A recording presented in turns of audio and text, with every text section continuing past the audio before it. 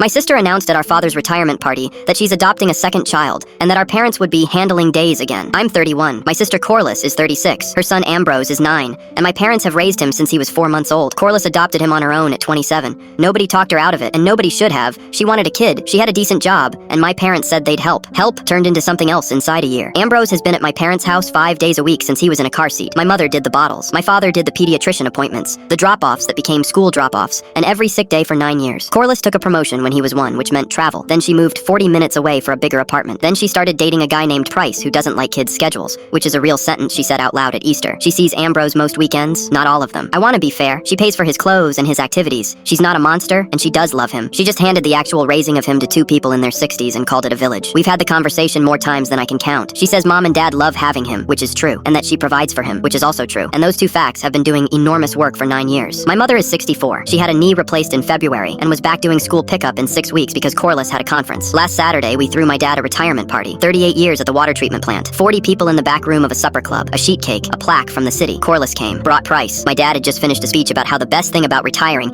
is that he finally gets time, and everybody clapped, and Corliss stood up with her glass. She announced she'd been matched. A little girl, 18 months, placement expected in March. The room did that half-second late clap. Then she kept going. She said the timing was perfect because with dad retired and mom's knee sorted out, they'd have so much more capacity, and she was so grateful they'd be handling days again like they did with Ambrose. She said it like she was giving them a gift. My mother set down her fork. My father, who had a plaque in his hands about the 38 years he just finished, looked at the tablecloth. Then my mother said in a completely level voice in front of 40 people that they would not be doing days. Not this time. No overnights, no school runs, no 5 days a week. Corliss went off like a match. She said they were punishing a baby who hadn't even been placed yet. She said family helps family. She said she couldn't believe they'd embarrass her at dad's party. My mother said Corliss had embarrassed herself by announcing it as an assignment. I stood up because my father still hadn't said anything. I told her mom is 64 with a new knee, dad just finished 38 years, and today was supposed to be the first day of the rest of it. I said she's 36 and needs to decide whether she wants to be a parent or a benefactor, because those are different jobs, and she's only ever done one. She called me something I won't repeat, grabbed her coat, and left. Price followed her out carrying both their drinks. She's been texting all of us since. Now the family's split. My aunt says we humiliated her publicly and should have done it privately. My cousin says a baby shouldn't pay for her mother's choices, which nobody's arguing with that. That's not what happened. What actually got to me was Ambrose. He's 9, and he was at that party, and he heard the whole thing. So my parents sat him down at their kitchen table on Sunday